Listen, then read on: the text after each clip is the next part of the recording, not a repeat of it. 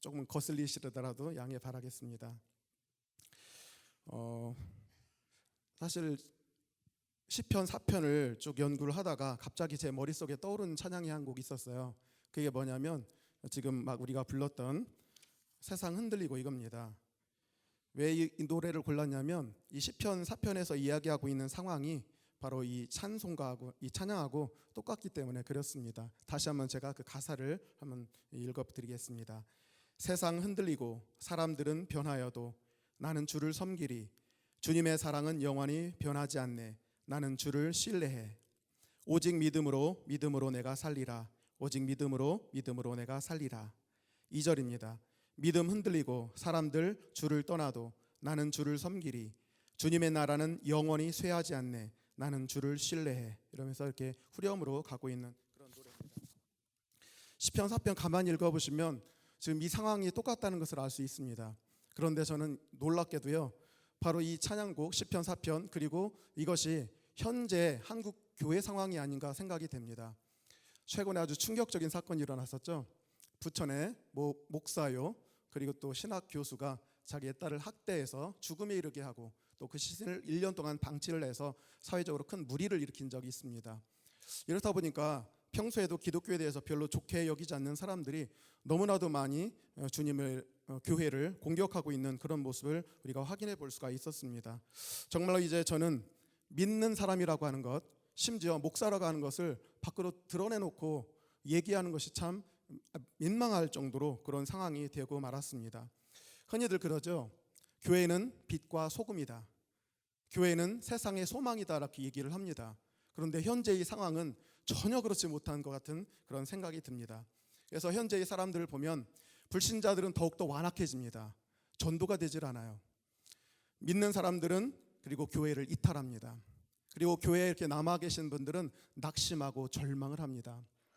그래서 저는 이런 모습을 보면서 하나님께서 목사인 나에게 능력을 주셔서 하나님이 한번 살아 계시다는 것을 보여주시면 얼마나 좋을까 이런 생각을 좀 하게 되었어요.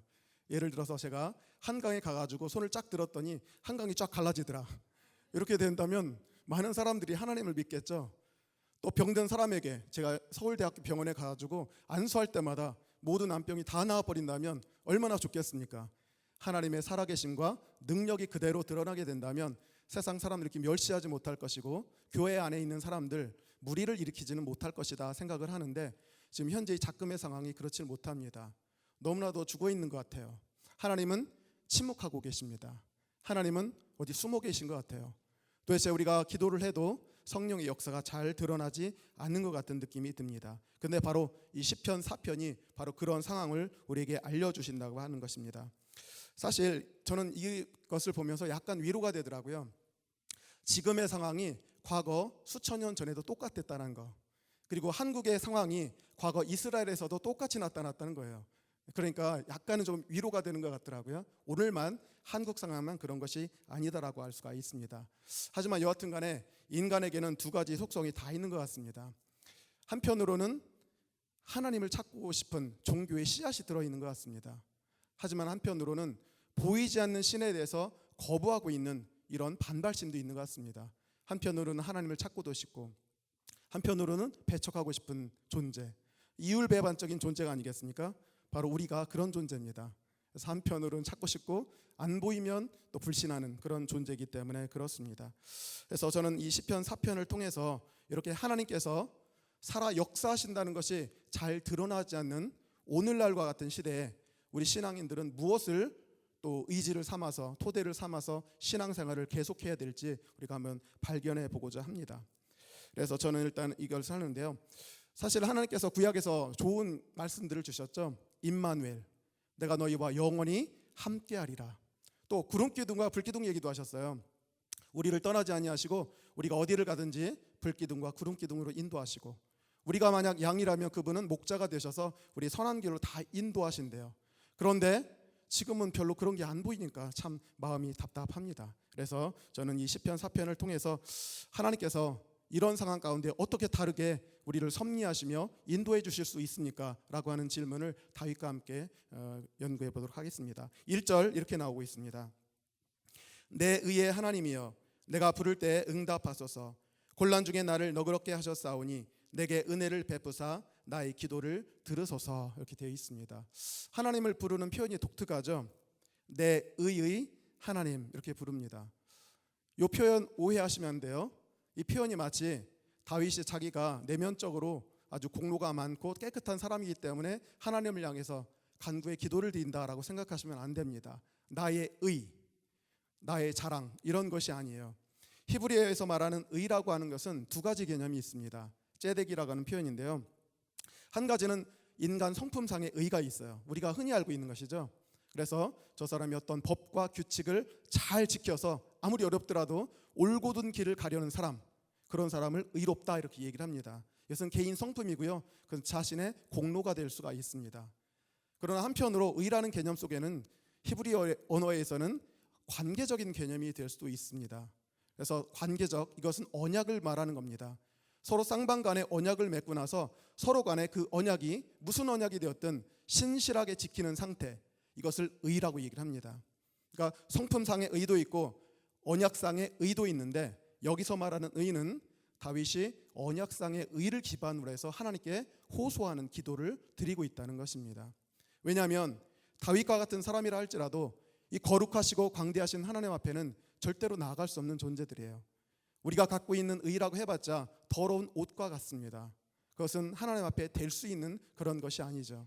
그래서 예수님께서도 바리새인의 기도는 물리치시고 자기 가슴을 치는 셀의 기도는 들어주셨습니다. 아무리 이 세상에서 깨끗한 존재라 할지라도 자기의 성품적 의를 가지고 주님께 기도할 수는 없다는 것입니다. 오직 한 가지, 주님께서 우리와 언약을 맺어 주셨다.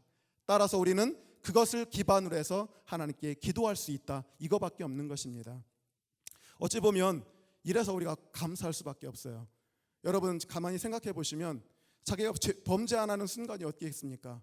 몸으로 생각으로 다양한 범죄를 저지릅니다. 그때마다 우리는 하나님께 나갈 수 없거든요.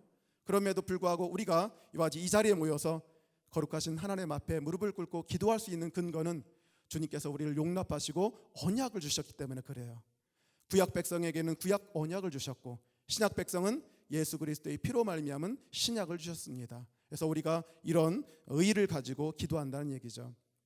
다윗은 지금 그래서 내 의의 하나님이여, 내가 잘나서 기도하는 것이 아니라 우리와 언약을 맺어주신 하나님께 나가서 기도하고 있다는 것입니다. 그래서 한편으로 한국교회 상황을 쭉 살펴보건대 참 다행이다라는 생각이 들어요. 그리고 우리가 로마서를 작년에 쭉 살펴보았는데 로마서가 강조하는 게 그거잖아요. 오직 믿음으로, 율법이나 선행으로 구원받을 수 없고 구원받은 뒤에 천국 가는 것도 선행으로 될 수 없다는 것을 끝까지 주장을 합니다. 그래서 오직 믿음에서 믿음으로 갈 수밖에 없는 것이다. 그래서 그게 은혜가 될 수밖에 없다는 얘기를 하는 것입니다. 그래서 우리는 이런 말을 통해서 더욱더 감사할 수밖에 없는 것이죠. 언약적 의의를 바탕으로 해서 호소를 하고 있습니다. 2절에서는요, 지금 다윗을 공격하고 있는 사람들이 쭉 소개가 됩니다. 2절, 인생들아 어느 때까지 나의 영광을 바꾸어 욕되게 하며 헛된 일을 좋아하고 거짓을 구하려는가, 이렇게 되어 있습니다. 인생들아 이렇게 하고 있죠. 뭔가 공격하고 있거든요. 자세한 내용은 모르겠지만 여튼 공격을 받고 있습니다. 네, 번역된 언어로는 이 정체를 잘 파악이 안 돼요. 히브리 원어상으로 보면 사람을 표현하는 게 두 가지가 있습니다. 몇 가지가 더 있는데 가장 대조적인 것을 뽑자면 두 가지입니다. 첫째가 아담이라는 표현이고요. 두 번째가 이쉬라고 하는 표현입니다. 아담은 많이 들어보실 거예요. 흙에서 빨갛기 때문에 그 흙을 가지고 만든 사람, 이런 의미로 아담이라고 하는 표현을 쓰고 있어요. 흙에서 온 사람. 이시라고 하는 표현은 건장한 사람입니다. 힘 있는 용사, 재물 많은 사람, 영향력 있는 사람, 이런 걸 갖다가 이시라고 얘기를 합니다. 근데 여기 본문에서 얘기하는 것은요, 분해의 이시라고 되어 있습니다. 고로 다윗을 공격하고 있는 것은 바로 권세 있는 자들이에요. 유력한 자들입니다. 세력 있는 사람이에요. 사회 여론 주도층이라고 할 수가 있습니다. 그들이 지금 다윗을 비롯해서 그 소자들, 믿음을 지키고 있는 사람들을 공격하고 있습니다. 다윗의 시편에서 힘 있는 사람들은요, 특징이 하나님 없이도 살 사람이에요. 물질이 풍성하기 때문에 하나님께 기도할 필요도 없습니다. 건강해요. 여유가 있기 때문에 자기 건강을 잘 지킬 수 있는 사람입니다. 그리고 문제가 생기면 전화 한 통이면 즉각적으로 모든 것이 다 해결될 수 있는 그런 영향력이 대단한 사람들을 분해의 이쉬, 인생들아라고 이렇게 표현하고 있다는 얘기죠. 그래서 이 다윗을 공격하고 있는 사람들이 바로 인생들이라고 할 수 있으며, 또 그가 공격하고 있는 내용이 바로 뒷절에 나오죠. 어느 때까지 나의 영광을 바꾸어 욕되게 하겠는가라고 얘기를 합니다. 저는 이 표현에서 바로 한국의 현재 상황과 똑 떨어진다고 생각을 합니다. 나의 영광, 영광이라는 것은 뭐 다양한 표현이 있겠죠. 다양한 해석이 있을 수 있습니다. 그러나 여기서 저는 하나님께로 집중해 보고자 합니다. 여러분의 영광이 무엇입니까? 저의 영광이 무엇이겠습니까? 오직 살아계신 참되신 하나님 아니겠습니까? 나의 영광은 하나님이십니다. 뿐만 아니라 나의 영광은 하나님께서 주신 그 신앙입니다.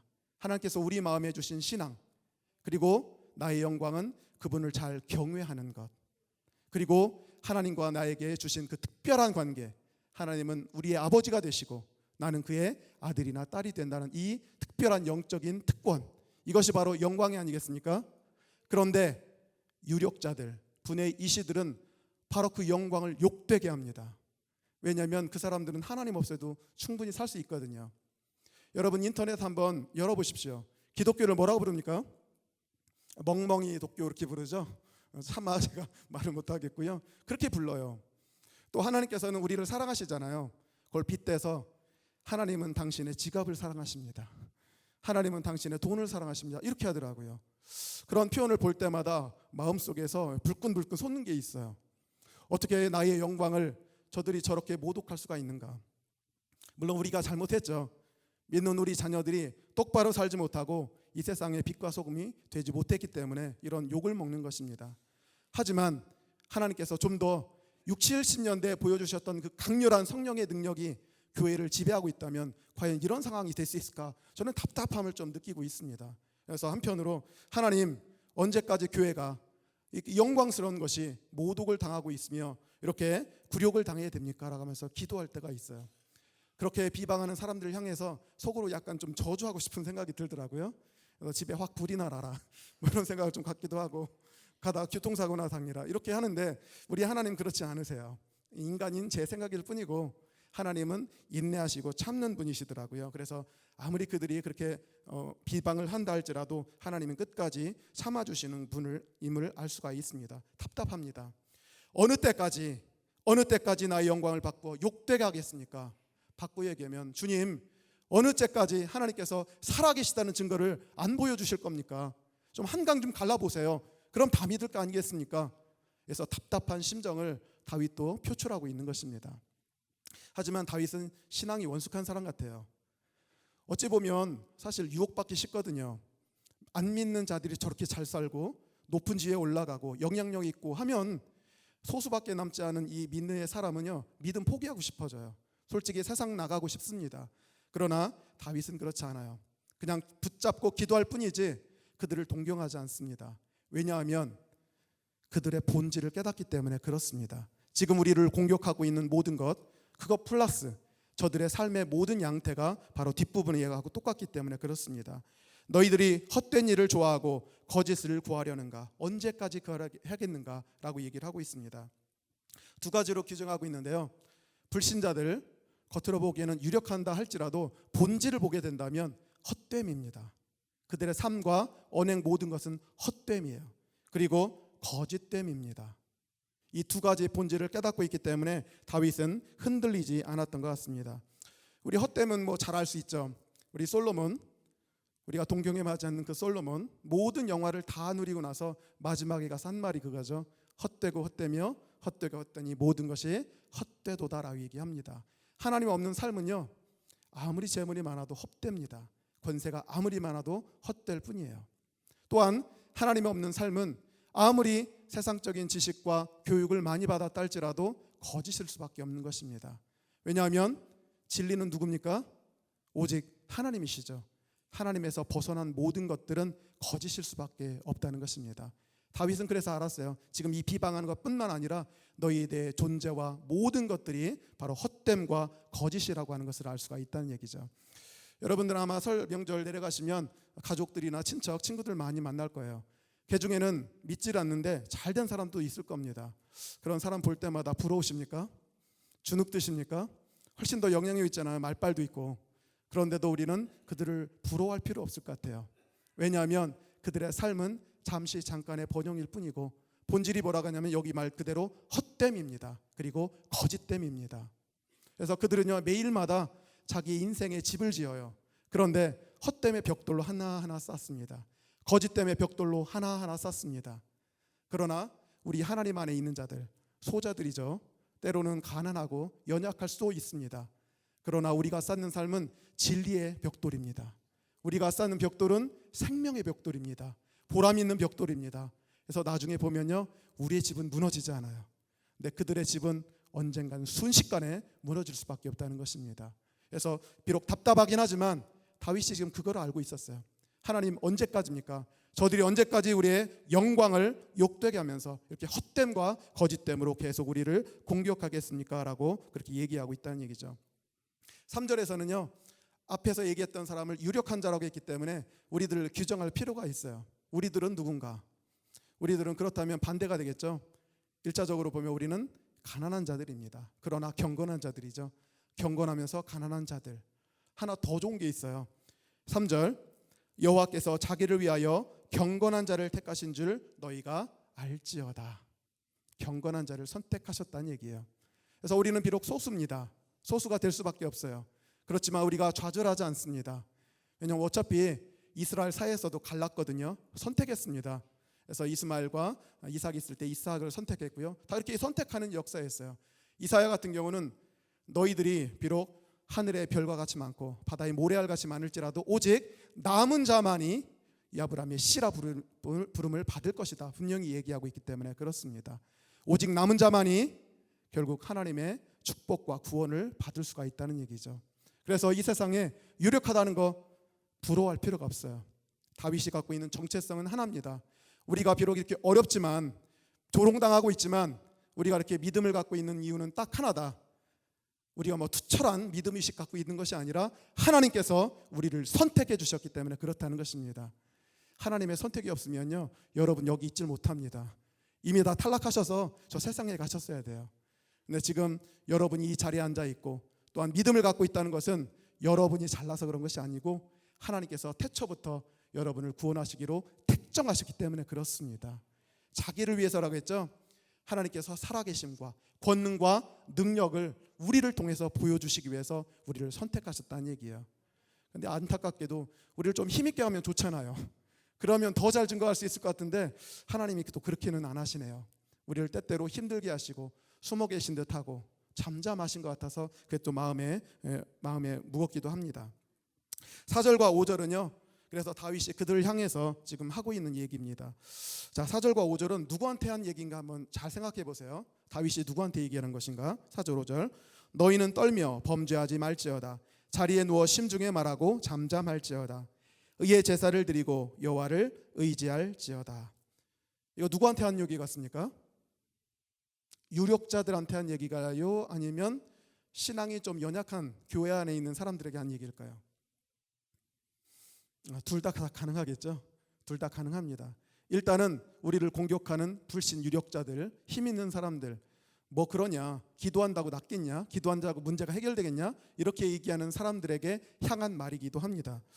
그렇다면 조금 세게 얘기할 수 있잖아요. 이 사탄의 자식들아, 이 독사의 자식들아, 멸망의 자식들아, 이렇게 욕할 것 같은데 다윗은 점잖습니다. 특히 핍박과 불신앙의 시대 가운데서는요 올량한 비판이 중요한 것 같습니다. 너희는 떨며 범죄하지 말지어다. 자리에 누워 심중에 말하고 잠잠할지어다. 만약에 교회 안에 있는 연약한 자들이라면요 그들이 틀림없이 하나님이 살아계신가에 대해서 의심하고 있을 것 같아요. 흔들리고 있을 것 같습니다. 그래서 그들은 원망하고 불평하고 불경한 언사를 쓸 수도 있습니다.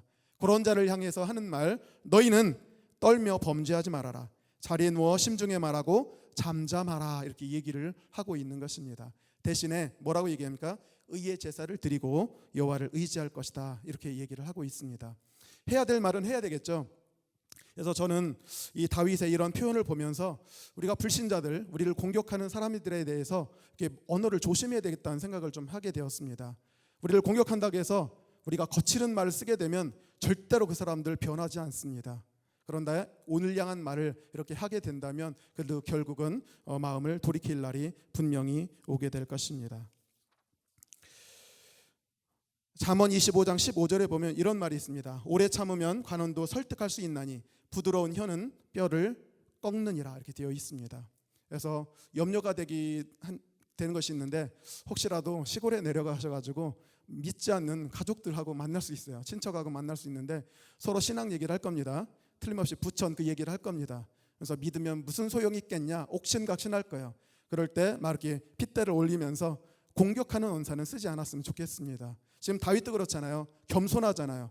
있는 사실만. 왜냐하면 너희가 무슨 말을 하든지 심판날엔 반드시 그 말에 대해서 신문받을 것이라 얘기하셨습니다. 우리는 그냥 있는 그대로 얘기하면 돼요. 하나님은 실존하시고 언젠가는 심판하실 심판주이십니다. 지금 당신이 하는 얘기 조심하십시오. 이 정도까지는 얘기해 줄 수 있잖아요. 그래서 우리는 이 말씀을 보면서 그렇게 우리의 입술을 조심하면서 나갈 필요가 있는 것 같습니다. 6절에서는요, 교회 내에 퍼져 있는 그 좌절감이 굉장히 느껴져요. 6절, 여러 사람의 말이 우리에게 선을 보일 자 누구냐 하오니 여호와여 주의 얼굴을 들어 우리에게 비추소서라고 되어 있습니다. 여러 사람, 히브리어 원어로 랍빔이라고 해서 큰 사람들, 많은 사람들이라는 뜻입니다. 태반의 사람들, 지금 교회 안에 있는 사람들조차도 이제 하나님이 계신가 안 계신가, 어디 계신가, 이렇게 회의를 하고 있고요. 우리에게 선을 보일 자가 누군가라고 회의를 하고 있다는 얘기예요. 우리는 답을 알고 있습니다. 하나님이시죠.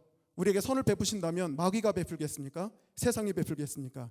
오직 하나님이신데 그걸 몰라서 묻는 게 아니에요. 하나님이 역사하심이 안 나타나기 때문에 이런 좌절감에 빠져 있는 것입니다. 그래서 다윗도요, 이런 심정을 들으면서, 이런 이야기를 들으면서 마음이 아팠던 모양입니다. 그래서 마지막에 뭐라고 얘기하냐면 여호와여 주의 얼굴을 들어 우리에게 비추소서라고 이렇게 기도하고 있습니다. 주님, 숨어 계시지 말고 그 빽빽한 먹구름을 흩으시고 당신의 선한 얼굴빛을 우리 가운데 비추어 달라고 이렇게 간구를 하고 있는 것입니다. 이 표현은 사실 아론 제사장들이 쓰는 축도의 일부입니다. 민수기 6장 24절부터 26절 보시면요, 제사장들이 이렇게 축도하라고 명령을 받았습니다.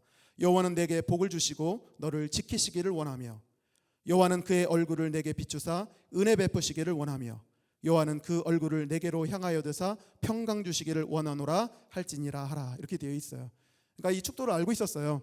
그래서 결국 다윗도 자기가 비록 제사장은 아니지만 제사장이 손 들고 하는 그 표현을 들어서 하나님께 속히 나타나 달라고 간절히 기도하고 있는 것입니다. 하나님, 주의 얼굴빛을 우리 가운데 비추어 주옵소서. 비록 우리가 믿는 자라 할지라도 어둠이 드리워져 있습니다. 정말로 낙심과 좌절이 가득한 상황입니다. 주의 그 밝은 태양빛을 우리 가운데 비추어 달라고 간절히 기도하고 있습니다. 그런데 7절과 8절에서는 저는 깜짝 놀랄 사실을 발견하게 되었습니다. 하나님이 역사하시지 않는 듯한 시대에 하나님 정말 역사하지 않는가? 하나님 같이 하시지 않는가라는 그 대답에 여기 질문에 대한 답이 나오고 있습니다. 우리 7절과 8절은요 답이기 때문에 함께 읽어보도록 하겠습니다. 시작.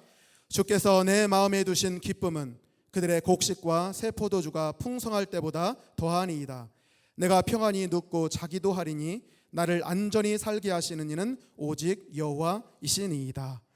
자, 응답이 없었다고 했죠. 하나님 숨어 있었습니다. 선을 베풀 자 누구냐라고 수많은 사람, 교인들까지 얘기하고 있는 상황 가운데 주님 그러시지 말고 선한 얼굴빛을 비추어 달라고 했어요. 저는 한강 갈라지는 줄 알았습니다. 근데 그게 아니었어요. 하나님이 역사하시는 방법은 기적과 표적의 방법이 아니라 뜻밖에도 한 개인의 내면에 기쁨과 평강을 주시는 방법입니다. 이것도 하나님이 역사하시는 방법 중에 하나겠네요. 그래서 다른 외부 상황은 변하지 않습니다. 그런데 하나님께서 우리로 하여금 큰 기쁨, 천상적인 기쁨이죠. 그리고 평안을 누리게 하심으로 이 환난의 세계를 헤쳐나갈 수 있게 하신다는 것을 새롭게 발견하게 되었습니다. 근데 사실 저는 이것을 예전에 한번 경험한 적이 있었어요. 제가 1997년에 기도원에 가가지고 등띠 멀려 가서 믿음을 시작을 했었습니다. 이제 머리를 낫겠다고 해가지고 거기에 갔었는데요. 한 3일 정도 있을 예정이었는데 6개월이나 1년 정도 있어야 된다고 하더라고요. 그러면서 갑자기 주님이 급하셨는지 간지 2개월 만에 저에게 방언 기도를 주시더라고요. 그래서 그때부터 이제 믿음에 대해서 호의적인 생각을 가지고 서서히 믿음을 갖기 시작했습니다. 그런데 고쳐주실 거라고 생각했던 머리는 안 고쳐주시고 이상한 걸 주시더라고요. 그게 뭐냐면 주의 종이 되라고 사명자라고 이렇게 하시더라고요. 그래서 저는 그 소리를 듣고 나서 혹 때려갔다 혹 붙였다고 생각을 했어요. 아니 왜 그런 건 안 해주시고 엉뚱한 걸 주시냐고. 그리고 솔직히 저는요 그때까지 부활절이나 성탄절에 교회로부터 무슨 초코파이나 계란 하나 먹어본 적이 없어요. 제가 알고 있는 교회는 영화에 나온 그 정도 내용이에요. 드라큘라가 나오면 십자가 딱 들면 도망가는 뭐 그 정도 수준인데 갑자기 뭐 주의 사역을 해라 뭐 이렇게 하니까 얼마나 당황하겠습니까? 근데 좀 당황스러워 하는데 거기 모이신 분들이 좋은 거 받았네 해가지고 그러더라고요. 정말 좋은 겁니까? 그랬더니 그렇대요. 그래가지고 멋 모르고 그래요? 그러면 저 주의 종 될래요? 하면서 손 들고서 서원을 했었어요. 근데 딱 막상 6개월 뒤에 세상에 나와 보니까 그 설교대로 안 되더라고요. 분명히 원장 목사님 얘기할 때 기도했더니 돈이 필요하면 기도했더니 갑자기 딱 교회 나가는 순간 누구 돈을 갖고 있다가 딱 준다 뭐 이런 식으로 설교를 하시더라고요. 근데 복학하고 나서 아무리 곤궁해도 기도를 해도 그런 건 안 나타나더라고요. 그러면서 서서히 이제 제정신 차린 것 같아요. 거기다가 뭔가 뿅한 상황이었어요. 근데 갑자기 이제 현실로 돌아오니까 이 남루한 상황이 변하진 않았어요. 물론 몇 가지 심리적인 것이라든가 뭐 변한 것이 있지만 더 중요한 것은 저에게 건강의 문제, 경제적인 문제 이런 것들이었어요. 여전히 곰팡내 나는 자취방은 그대로였고 뭐 바뀐 게 그렇게 많지를 않았어요. 그래서 처음에는 속은 줄 알았습니다. 그래서 옛날로 돌아갈까라고까지 생각을 했는데 차마 무서워서 못 하겠더라고요. 괜히 옛날로 돌아가면 또 저주가 내려가지고 고생스러울 것이 아닌가라 생각을 그렇게 하고 있었습니다. 답답한 10년 가운데 있었어요. 이러지도 못하고 저러지도 못하고 이제 대학교 4학년 됐는데 교직으로 갈 건지 아니면 신학교를 갈 건지 결정을 해야 되는데 결정을 못하고 우왕좌왕하고 있었던 때였어요. 4학년 봄이 되었는데 우리가 전공 필수 과목이 하나 있었습니다. 근데 그분이 갑자기 어느 날 봄날이었는데 수업은 하지 않고 갑자기 돌아가면서 이러더라고요. 오늘은 수업하지 않고 각자 진로에 대해서 한 사람씩 얘기해 보겠습니다. 이렇게 하시더라고요. 분명히 그날 수업 준비 안 하신 거예요. 그런 분이 아닌데 괜히 그래가지고 돌아가면서 이제 얘기하게 되었습니다. 뭐 어떤 학생은 뭐 교직으로 가겠다. 어떤 학생은 입법고시 치겠다. 어떤 것은 행정고시 치겠다. 뭐 어떤 여학생은 맹모 뺨칠 정도의 현모양처 되겠다. 뭐 이런 분들이 좀 있었고요. 근데 전 이제 답답했어요. 이거 도대체 뭐라고 얘기하는가? 뭐 지금 교직이나 또 행정고시를 치자니 그동안 머리 아파서 하나도 준비 못했는데 그 준비하려면 얼마나 시간 많이 걸리겠습니까? 그렇다고 또 저쪽 가자니 또 마음에 안 내키고 정말 마음이 답답했는데 저까지 딱 오게 된 거예요. 그래서 결국은 저 말이 궁해가지고 어떻게 할 수가 없어서 그냥 주의 종이 되겠다고 했어요. 세속 학교 교실에서 성직자가 되겠다라고 하는 얘기를 듣고서요. 좋아할 학생들이나 교사는 없습니다. 교수 그런 사람은 없거든요. 근데 갑자기 교수가 그러더라고요. 교수님이 교직도 좋지만 성직도 괜찮지. 이렇게 무상한 시절에 성직을 통해서 영혼을 구원하고 뭐 그런 얘기를 쭉 하시더라고요. 그 믿는 분도 아닌데 뜻밖에도 아마 무슨 일이 있었던 모양이에요. 그래서 인생의 험함을 느꼈던지 교실 안에서 그런 얘기를 막 해주는 거예요. 그래서 저는 깜짝 놀랐어요. 그리고 이제 그날 저녁에 터벅터벅 오는데 답답하더라고요. 남아 이런 중천금 일단은 내뱉었으니까 어떡하겠습니까? 선포를 해버렸으니까 엉뚱한 짓 할 수도 없고 참 답답하더라고요. 근데 마음은 안 내켜요, 솔직히. 그래서 마음에 원망과 불안 이런 것들이 가득한데 그냥 그날 왔어요. 그냥 걸어와가지고 불 다 꺼놓고 그 자취방에서 그냥 무릎 꿇고 기도를 했어요. 주님, 상황이 이렇게 됐습니다. 제가 몰려가지고 이렇게 얘기는 했지만 주님께서 원래 그렇게 하셨다면 저를 하여금 선한 길로 인도해달라고 이렇게 기도를 했습니다. 그렇게 한참 기도하는데 제 눈에서 눈물이 흐르고 있더라고요. 그리고 나서 불안한 마음이 싹 사라져요. 평강의 마음이 막 오기 시작하는 겁니다. 그러면서 제가 이 길이 하나님이 주신 길이 맞구나 하는 생각을 그때 처음 하게 되었습니다. 그래서 아마 주님께서 그날 여러 여건을 다 쓰신 것 같아요. 결정하지 못하고 우왕좌왕하고 있으니까 교수로 하여금 수업 준비를 못하게 하시고 그리고 나서 이제 강제적으로 돌아가면서 얘기를 하게 하시고 뜻밖의 저로 하여금 그런 말을 내뱉게 한 것 같아요. 그러니까 결국은 모든 것이 합력하여 선을 이룬다는 것인데 그렇게 된 것 같습니다. 그런데 그 기쁨이요, 놀라운 기쁨이었어요. 여기 보니까 우리의 주께서 내 마음에 주신 기쁨 이렇게 돼 있죠. 이 기쁨은요 주님이 주신 기쁨입니다. 이거는 인간이 만든 기쁨이 아니에요. 땅에서 나온 것이 아닙니다. 주님 천상에서 주신 기쁨이에요. 그리고 주셨다라고 하는 그 표현은요 선물의 개념이 있습니다. 나탄. 그래서 선물로 주신 개념이에요. 그리고 내 마음에 주셨다고 했죠. 마음은 인간의 본체입니다. 가장 깊은 곳이에요. 그래서 그 기쁨이 있으면 온 존재에 영향을 미칩니다. 선한 영향을 미쳐요. 그리고 그 기쁨은 땅의 기쁨을 능가합니다. 땅에 소소한 기쁨들이 있어요. 성과급으로 올해 뭐 1억 원씩 다 받는다. 이때 기쁘죠. 하지만 그 기쁨이 소소해 보일 정도로 아주 엄청난 기쁨이 하나님이 주신 기쁨이라는 것이었어요. 그날 저녁에 기쁨을 얻었다고 했는데 이 기쁨이 가시질 않는 거예요. 밤이 되고 새벽이 됐는데도 그 기쁨이 그냥 남아 있는 거예요. 하루가 되고 이틀이 됐는데 기쁨이 남아 있습니다. 이상한 일이잖아요. 약간 잦아들 때쯤에서 그냥 눈을 감고 속으로 아버지라고 이렇게 부르면요, 마치 꺼져가던 불에다가 기름 확 붓는 듯이 다시 기쁨이 막 타오르는 그런 느낌을 많이 받았습니다. 지하철을 타고 가도 기뻤고, 그 다음에 수업 시간에도 기뻤고, 계속 기쁜 그런 것을 느낄 수가 있었어요.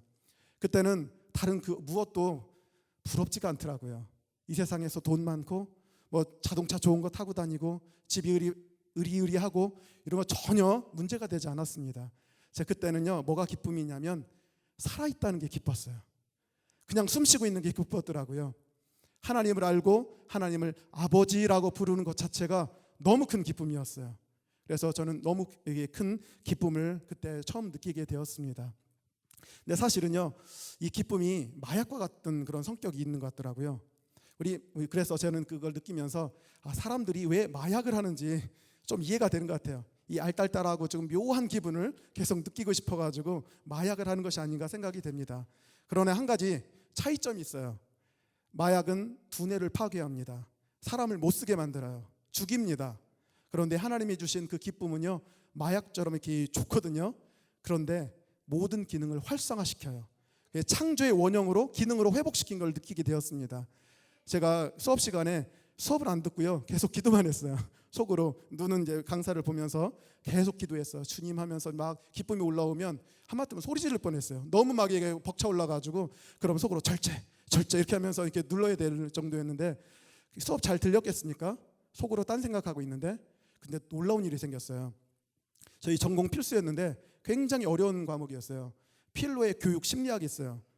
저는 필로라는 사람 머리털라 그때 처음 들어봤고, 그분의 교육 심리학이 있다는 것도 처음 들어봤어요.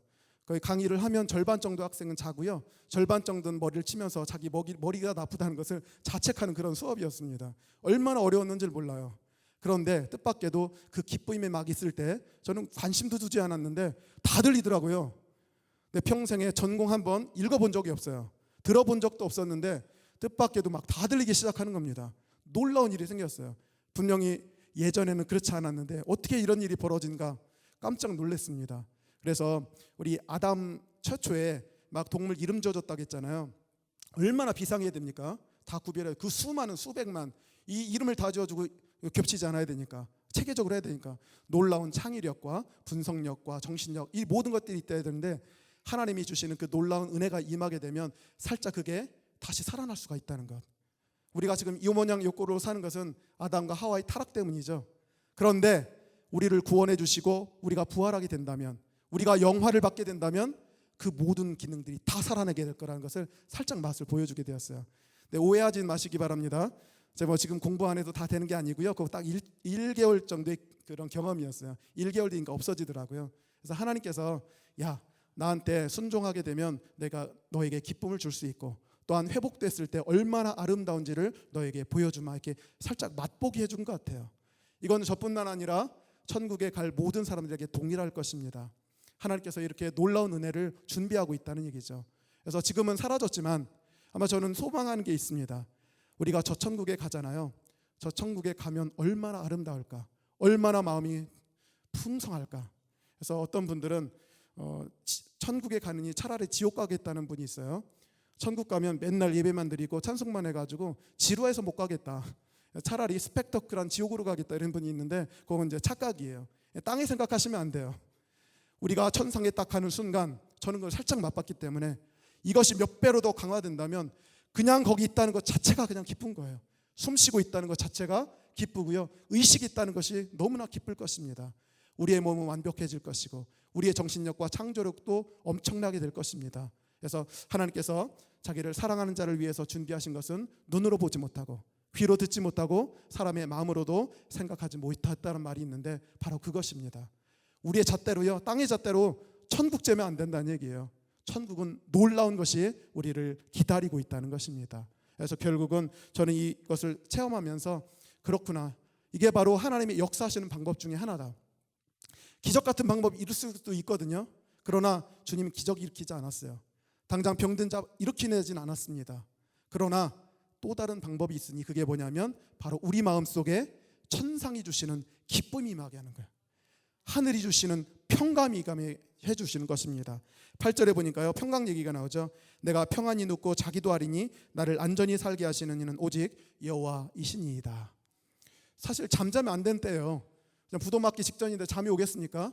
전전만측해서 돌적이가 돌치 이리 뒤척 저리 뒤척하고, 그리고 또 까만 밤을 하얗게 지새워야 되기, 그런 것이 마땅한 밤인데도 불구하고 주님께서 평강을 주시는데 어떻게 하겠습니까? 그래서 주님께서 주시는 평강은 이렇게 놀라운 것입니다. 평안을 너희에게 끼치노니 곧 나의 평안을 너희에게 주노라. 내가 너희에게 주는 것은 세상이 주는 것과 같이 아니하니라. 너희는 마음에 근심하지도 말고 두려워하지도 말라. 이렇게 기록되어 있는 것입니다. 제가 한 가지 예화를 더 들게요. 미국 필라델피아에 어떤 여고 교사가 있었습니다. 크리스찬이었고요, 신실한 분이셨어요. 그런데 그분이 이제 어떤 문제 학생을 데려다가 상담을 좀 했답니다. 다른 모든 교사들이 꺼리는 그 학생 데려다가 이제 훈계를 했어요. 너 이렇게 살면 되겠냐면서 쭉 얘기를 했는데 갑자기 그 학생이 경로를 해가지고 지붕 슬레이트로 그 여교사의 등을 찍어버렸대요. 그래가지고 결국은 이 반신불수 그게 왔나 봐요. 얼마나 황당하겠습니까? 그래서 그 여교사는 6개월 정도 병원에 이제 신세를 지게 되었습니다. 얼마나 답답한지 모르겠어요. 자기가 선한 의도로 했는데 이렇게 이제 결과는 처참했고요. 그리고 하나님은 도대체 어디 계셨는가? 왜 내가 선한 의도로 학생을 잘 지도하려고 했는데 이런 비극이 나에게 생기게 하셨는가? 원망과 불평이 마음속에 가득했었대요. 그런데 어느 해 봄, 햇살이 따뜻하게 비치는 어느 봄, 병실에 있다 보니까 답답했던 모양이에요. 그래서 의사한테 좀 밖에 나가면 안 되겠냐 허락을 받아가지고 이제 휠체어 앉아가지고 밖에 나오신 모양이에요. 밖에 나오다 보니까 너무 찬란한 거예요. 봄의 그 따뜻한 태양과 햇볕, 아름다운 그 대자연을 보면서 마음속에 이제 따뜻해지기 시작합니다. 그러면서 내가 그동안 6개월 동안 이 나의 겪은 비극 때문에 기도하지도 못했네라고 하면서 이제 막 기도하려고 했을 때 갑자기 하나님께서 그의 마음을 열어주신 것 같아요. 그의 마음을 열어주셔서 기쁨이 임하기 시작합니다. 평강이 임하기 시작합니다. 그러면서 그 여인이요, 그때 이제 놀라운 일들을 경험하게 되었어요. 감사, 감격, 그리고 찬송, 노래 막 이렇게 흘러나오기 시작하는 거예요. 얼마나 기뻤던지 몰랐다고 얘기합니다. 그래서 쓴 찬양곡이요, 우리가 잘 알고 있는 찬송가 428입니다. 내 영혼의 햇빛 비치니 주 영광 찬란합니다. 그 순간에 느꼈던 것이죠. 하나님께서 질병 치료하진 않았어요. 그러나 그 어려운 역경을 이겨낼 수 있는 힘을 주셨는데 그게 바로 마음의 평강과 기쁨이었다는 것입니다. 내 영혼의 햇빛 비치니 주 영광 찬란해. 이 세상 어떤 빛보다 이 빛 더 빛나네. 내 영혼의 노래 있으니 주 찬양합니다. 주 귀를 기울이시사 다 듣고 계시네. 내 영혼의 봄날 되어서 주 함께 하실 때 그 평화 내게 깃들고 주 은혜 꽃피네. 내 영혼의 희락이 있고 큰 소망 넘치네. 주 예수 복을 주시고 또 내려주시네. 정상적인 생각으로 이렇게 가사 못 짓죠. 지금 원망에도 시원치 않은 판에 어떻게 이런 가사가 나오겠습니까?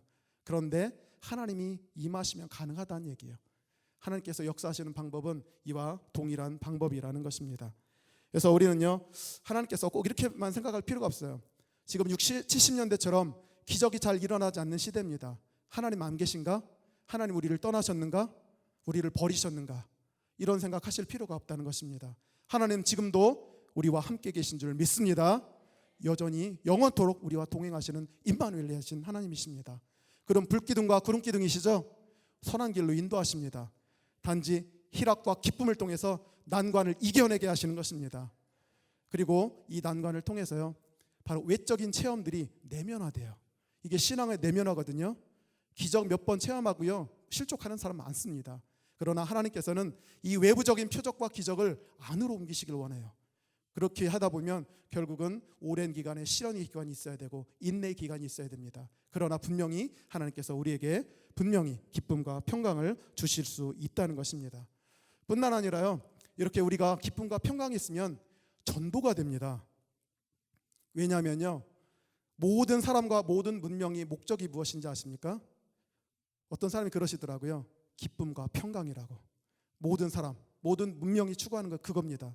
그래서요, 저 사람을 보니까 기쁨과 평강이 넘치네, 끌릴 수밖에 없어요. 왜냐하면 자기도 그렇게 하고 싶으니까. 그래서 로마 시대 때 우리 많은 신자들이 있죠. 수많은 핍박받았습니다. 가난했습니다. 카타콤으로 들어갔죠. 지상에 살지도 못했어요. 지렁이와 같은 존재였습니다. 시체들이었죠. 그러나 때로 그들이 잡혀가가지고 순교를 당하기도 했는데, 그때 그들에게 임했던 게 뭐냐면요, 바로 기쁨과 평강이었어요. 순교자들에게 임한 기쁨과 평강 때문에 비록 화형을 당하거나 참수를 당하거나 짐승에게 먹이감이 된다 할지라도 그들은 찬송할 수가 있었어요. 그리고 담대하게 죽음을 맞이할 수가 있었던 것입니다. 그 모습을 보고 있던 많은 로마 사람들, 이긴 것 같았는데 보고 나오면 찝찝해요. 진 것 같아요. 왜냐하면 그들에게 뭐가 있습니까? 기쁨과 평강이 있어요. 기독교에는 기쁨과 평강. 그것 때문에 결국은 로마 제국이요, 무릎을 꿇을 수밖에 없었던 것입니다. 기쁨과 평강. 지금 이것이 사소한 것이라고 보이십니까? 기적이 아니라고 사소하게 보이십니까? 절대 그렇지 않습니다. 이것은요, 그래서 불신하고 있는 배우자들이 있는 가정에서도 똑같습니다. 제 왼수라고 하지 마시고요, 내가 아무리 기도해도 안 나온다 이렇게 하지 마시고요, 자기가 서면 되거든요. 자기가 신앙 안에서 올바로 서게 되면 됩니다. 그러면 하나님께서 그 사람에게 기쁨과 평강을 주세요. 그러면 결국 불신하고 있는 사람들은요, 보고 있어요. 그러다가 결국은 저게 진짜다, 맞다라고 하는 순간 무릎을 꿇을 수밖에 없다는 것입니다. 그래서 하나님께서는 이와 같은 방식으로 놀랍게 역사하신다는 것을 우리가 확인해 볼 수가 있습니다. 하나님께서 역사하시는 방법에 대해서 우리가 시편 4편을 통해서 또한 알게 되었습니다. 저는 그래서 시편 4편 기자에게 좀 감사해요. 저의 문제, 고민, 이 시대의 고민, 이것이 바로 시편 4편의 기자의 고민이었다는 것이고, 그리고 우리가 해결할 수 있는 방법이 무엇인지도 알게 된 것입니다. 그래서 우리 가운데 항상 기뻐라고 하셨잖아요. 기쁨 주실 거거든요. 단지 우리가 저처럼 거부하고 있는 경우가 있어요. 싫다고, 불순종하고. 그러나 우리가 하나님의 참뜻 안에 무릎을 꿇고 순종하게 된다면, 그 길을 걸어가게 된다면 틀림없이 주님께서 기쁨을 주실 것입니다. 우리 가운데 평강을 주실 것입니다. 그것이 영적 자원이 돼서 이 험난한 세상, 이 풍파많은 세상에 흔들리지 않고 하나님의 품을 향해서, 그 항구를 향해서 나아갈 수 있는 힘을 주게 될 것입니다. 그래서 이 자리에 참석하신 여러분들, 이와 같은 영적 자원을 발견하시고 하나님께 더욱더 기도하시는 여러분이 되기를 간절히 축원합니다.